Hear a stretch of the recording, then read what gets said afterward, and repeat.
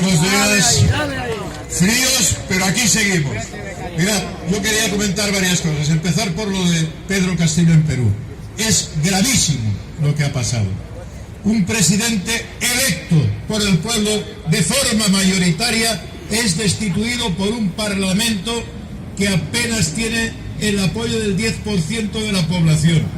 Y los primeros en reconocer el golpe ha sido la Casa Blanca. Evidentemente, los sospechosos habituales. Ahora bien, hay que hacer una reflexión profunda sobre lo que ha pasado en Perú. ¿Cómo ha sido posible que un candidato elegido mayoritariamente por el pueblo haya llegado a esta situación de aislamiento? Por dos vías. Y poned atención. Una, la corrupción. Castillo se presentó sin una fuerza política organizada, sin tener en cuenta el enorme movimiento social que hay en Perú. Y eso, aunque tengas un programa honesto, luego te lo revientan porque te corrompen, porque la misma gente que se presentó en las listas con Castillo ahora lo estaba destituyendo. ¿Y por qué? Porque los compran y los sobornan. Y podéis pensar, hombre, esto pasa en Latinoamérica, ya se sabe, están más atrasados. Sí. No, compañeros, esto pasa en casa. Mirad, por eso, esta semana nos hemos enterado que han pillado a la vicepresidenta del Parlamento Europeo, Eva Kaili, con bolsas de cientos de miles de euros de Qatar para Bruselas. Esa misma mujer estuvo hace 3 meses informando que en Qatar, antes de los fútbols y de toda esta en Qatar tenían una regulación laboral muy avanzada. Sí, y que era en los países árabes la mejor legislación laboral. Ese país en que han muerto 6.500 trabajadores, emigrantes, fabricando los estadios, construyendo los estadios. Y esa sinvergüenza salió a taparles las vergüenzas a cambio de esas bolsas de dinero. Vicepresidenta del Parlamento Europeo, del Grupo Socialista, además, para más INRI. Esto es lo que hay en los políticos de allá y de aquí. Que no nos venga Borrell, que esto es un jardincito y que fuera de la Europa es la selva. La selva la tenemos aquí y tenemos los mismos sinvergüenzas que son capaces de vendernos, de presentarse a las elecciones con un programa y ejecutar otro. Hay otra segunda pata. Uno, la corrupción. Y otra pata, la confusión. El ruido mediático, el hacernos creer que el blanco es negro, el enredarnos, confundir a la gente, el hacer pensar que que intenta cambiar las cosas es un corrupto. Lo hicieron en Bolivia, lo hicieron en Ecuador, lo hicieron en Brasil, encarcelaron a Lula. Girarle el pensamiento a la gente. Y eso no os penséis que solo pasa en las televisiones basuras de Latinoamérica. Aquí también las tenemos. Y los tiene el sistema a nivel mundial. Os voy a poner un ejemplo. Hace 15 días os decía, ha habido un cambio muy importante en Asia. La victoria del Kuomintang en Taiwán cierra la posibilidad de guerra. Cierra la posibilidad de guerra. A Biden se le ha ido una guerra al carajo.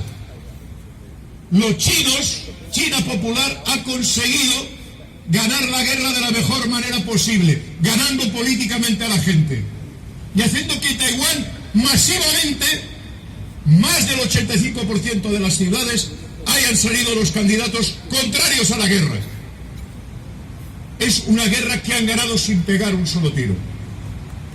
Pero ¿qué hemos visto a continuación? A continuación, esto no se nos ha explicado en los telediarios. A continuación lo que hemos visto es que el pueblo chino está en contra del gobierno chino porque les aplica unas medidas muy rígidas. Y es verdad que se han aplicado por un comité científico que todo el mundo conoce, no como aquí en España, que todavía no sabemos quién ponía. Se han aplicado normas muy rígidas. Puede ser que además se hayan equivocado, porque nadie tiene la certeza.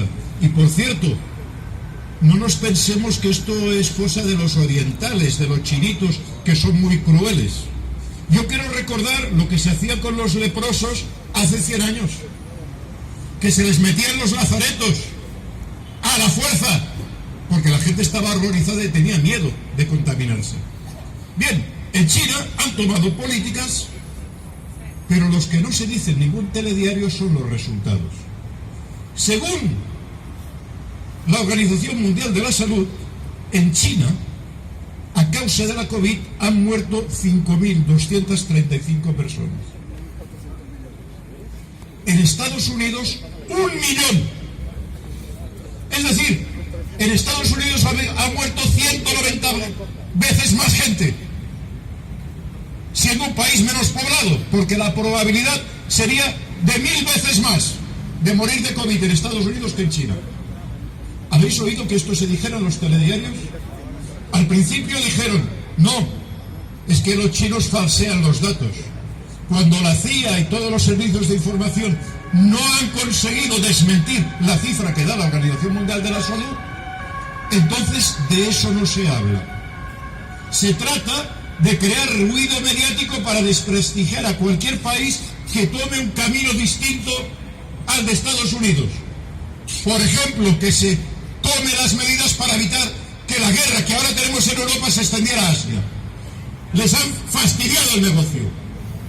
Y por cierto, al resto del mundo nos han dado un poco más de oxígeno, porque hubiera sido un desastre que la guerra que tenemos aquí se extendiera a nivel mundial.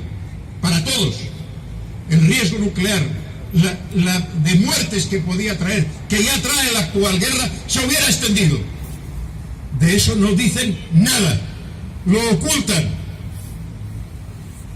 Tampoco dicen que a consecuencia de la epidemia, China, que es un país muy particular, a pesar de todo lo que digan, tiene un sistema de gestión muy distinto de lo que fue la Unión Soviética o lo que fue la Europa de la socialdemocracia, y que acostumbran a regirse por prueba-error. Conclusión de la COVID: han decidido renacionalizar, sobre todo municipalizar, las residencias de ancianos y la red sanitaria. La red y las residencias que tenían semiprivadas han decidido que, viendo lo que pasaba, se volvían a lo público. Tampoco esto hemos visto que lo explicaran en los telediarios. No sea que alguien se plantee, en fin, ¿dónde están nuestros comités de expertos para analizar lo que ha pasado en las residencias? ¿Dónde están nuestros comités de expertos para analizar qué ha pasado con nuestra red sanitaria, privatizada de manera salvaje y reprivatizada al día después de la epidemia? Se confunde a la gente, se le crea un caos en el cual la gente ya no sabe dónde está el blanco ni el negro.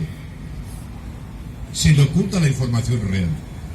Y en ambos casos, sea por corrupción o por distorsión de la información, solo hay una solución: la construcción de movimiento social.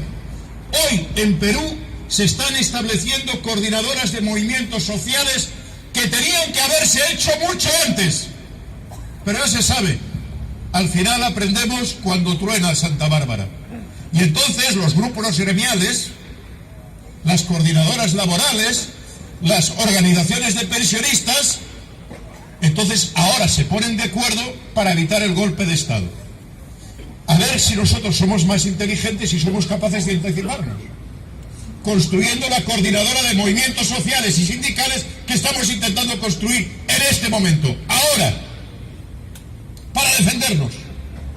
Porque sin organización social estamos vendidos. Corrompen a los nuestros, a los que vienen a ponerse detrás de la pancarta para que los votemos y que luego no son capaces, no pueden, no saben o no quieren defender lo que han prometido. Y frente a ello no nos equivoquemos, La solución no es la extrema derecha, la solución no es votar a la derecha, la solución es organizarnos y obligar a que ejecuten el programa, como el movimiento social tenía que haber obligado a Pedro Castillo a cumplir su programa. No se hubieran atrevido.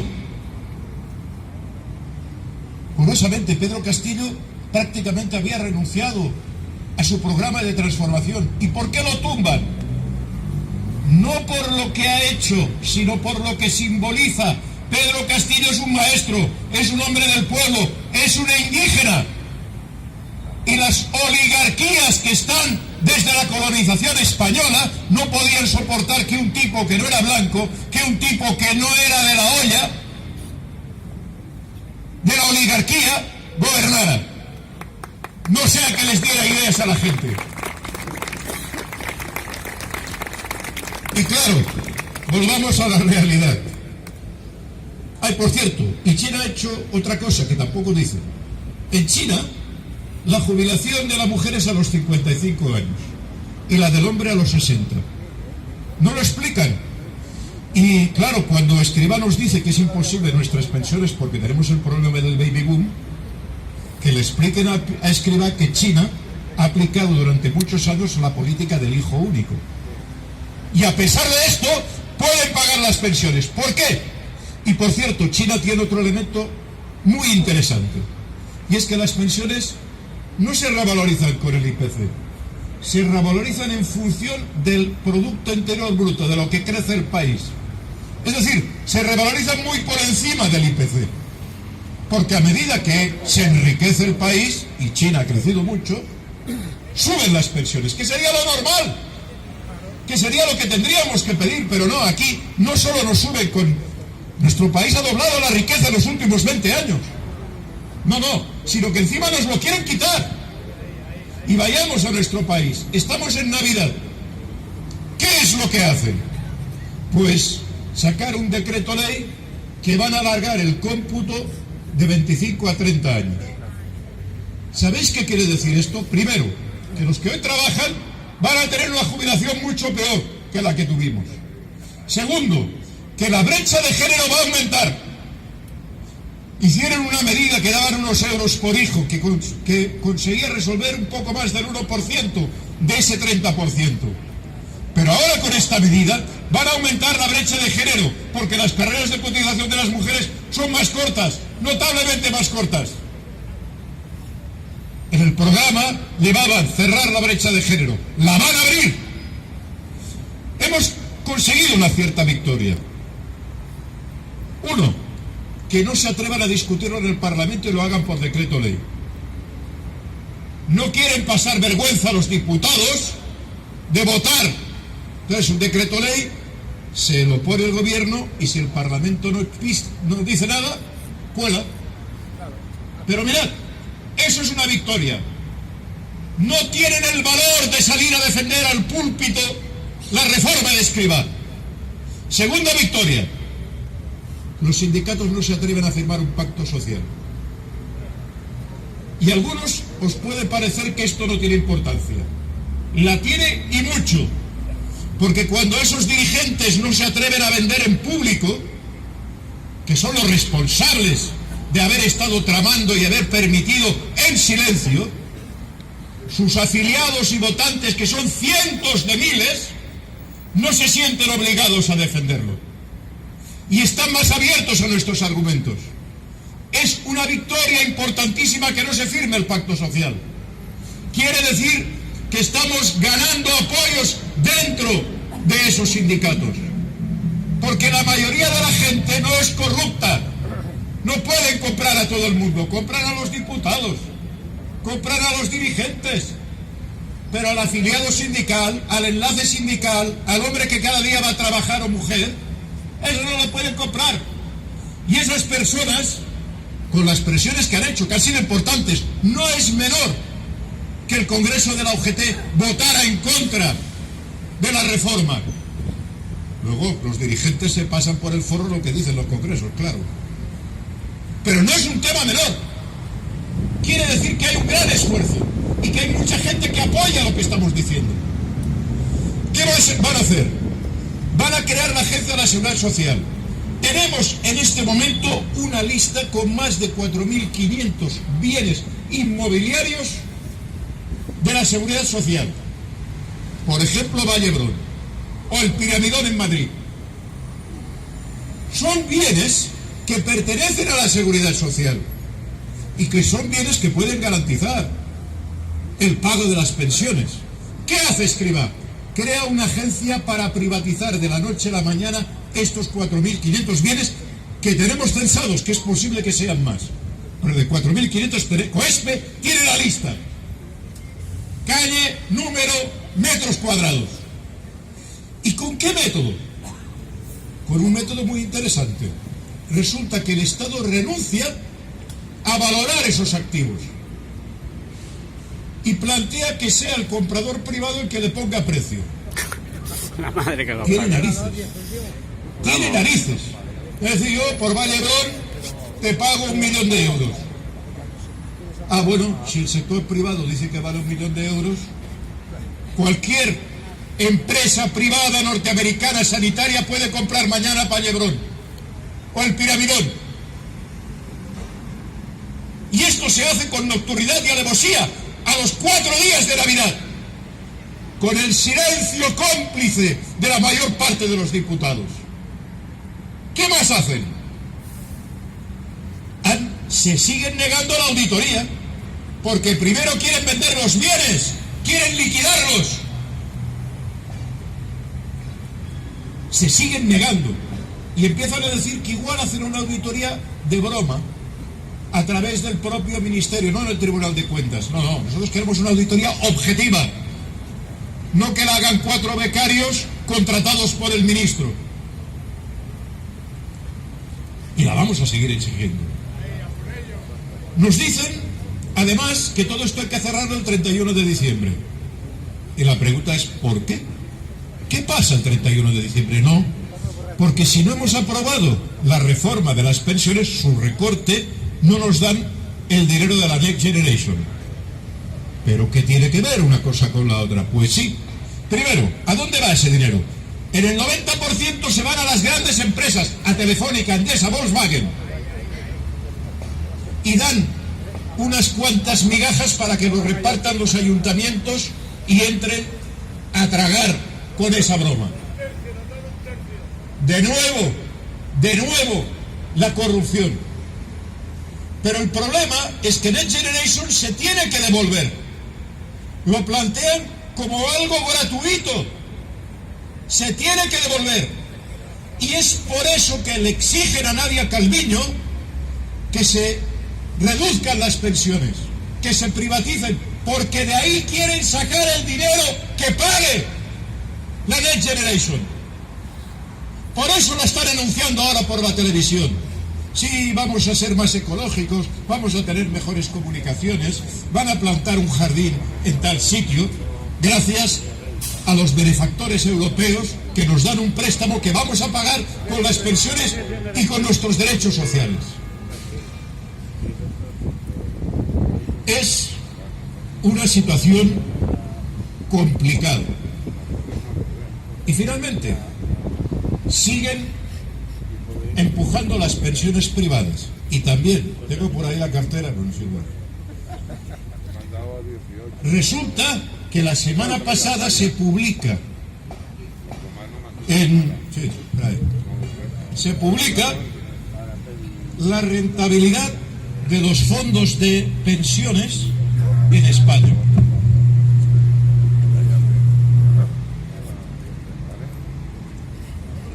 No me lo invento. Lo tenéis aquí, en portada. ¿Cuál es la rentabilidad de los fondos privados? Mirad, el que mejor le ha ido ha sido el de CaixaBank, el fondo privado que solo pierde un 4%. Joder. Y el que peor, el de fondo privado de la Nestlé de Vidacaixa, que pierde un 11,4%. Nada. Todos los fondos de pensión de este país están en cifras negativas. Pero atención, perder el 4% de tu fondo en un año que ha subido el 10% la inflación, quiere decir que la gente que tiene este fondo ha perdido un 14%. Y estos son los fondos que nos quiere meter Escrivá, los fondos privados. Eso es lo que tampoco sale en los telediarios. Nos dicen, no, es que el sistema público va mal, vamos, lo moderno, lo guay es hacer fondos privados. Hay, por cierto, entre diciembre del año pasado y ahora, ya han cambiado y han aumentado las comisiones que pueden cobrar los bancos por los fondos privados.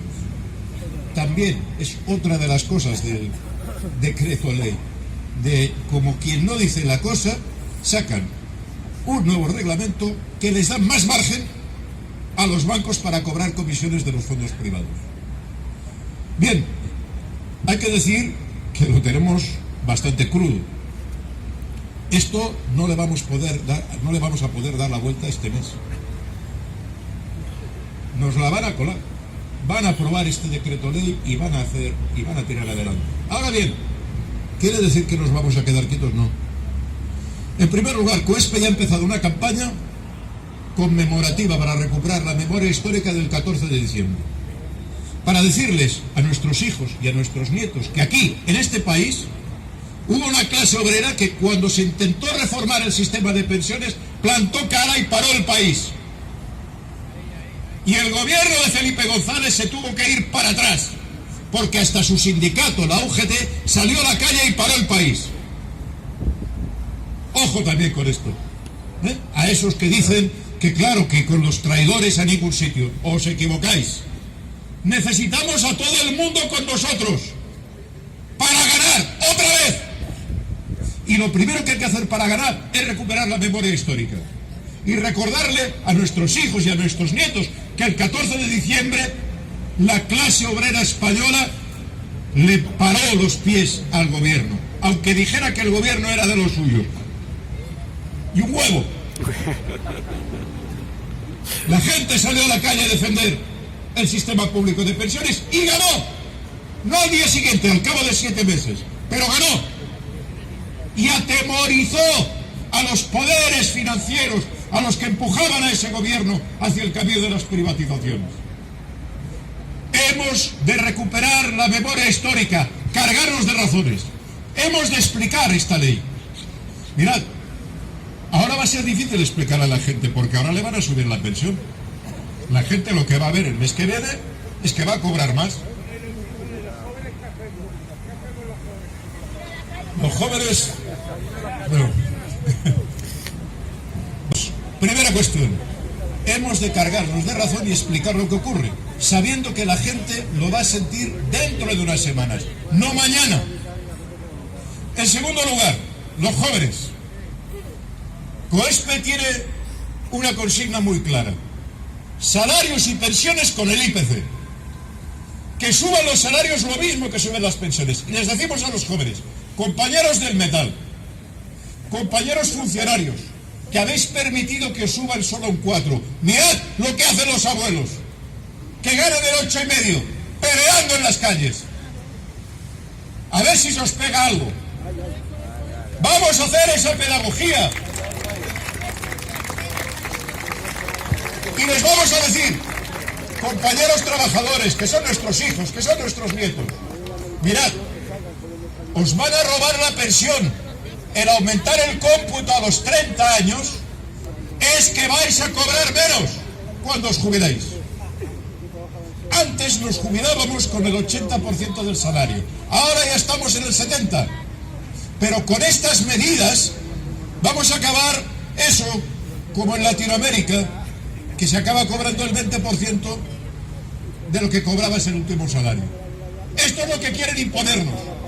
Y eso lo tienen que defender los trabajadores actuales, no solo nosotros, también nosotros, pero sobre todo los trabajadores. Pero para que lo defiendan hay que hacer pedagogía, hay que explicar las cosas, hay que tener el decreto de Escrivá y explicarlo en las fábricas, explicarlo en los centros de trabajo, con paciencia, porque esta es una lucha que va a durar tiempo.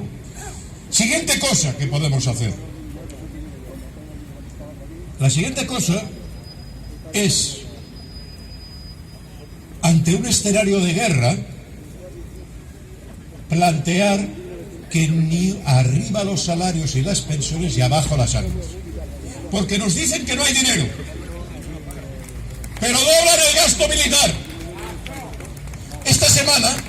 Esta semana se ha estrellado en Estados Unidos un super bombardeo, ¿cómo le llaman? No lo tengo aquí. El B-2F, en fin. Carísimo. Estados Unidos solo tiene 20 bombardeos del Spirit B-32, me parece que se llama, bueno, super bombardeo. De los 20 que tiene ya se le han estrellado 3. Se ve que estas empresas privadas no solo funcionan mal en la sanidad. Pero ¿sabéis cuánto cuesta el avión que se ha estrellado esta semana? 2.000 millones de dólares, es decir, 2.000 millones de euros. Con eso se paga la subida de las pensiones. Y lo pierden en un campo de maniobras, ni tan siquiera en el campo de batalla. Pero para eso no hay reestructuración ni recorte. Para eso más dinero. Y nos vienen con las banderas, con las patrias, para sacarnos más dinero para el gasto militar. Arriba los salarios, abajo las armas. Y finalmente, hay que seguir trabajando con paciencia para construir el movimiento social organizado. Va a costar. La última movilización la hicimos la coordinadora de movimientos sociales y sindicales. No veáis el lío que hubo sobre quién tiene que hablar, quién va primero en la manifestación, quién va después, qué párrafo pongo en la declaración final. Hay que tener mucha paciencia, de verdad.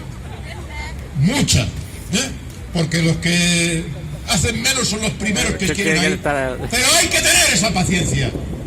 Y hay que construir este movimiento, no sea que nos pase lo que Perú.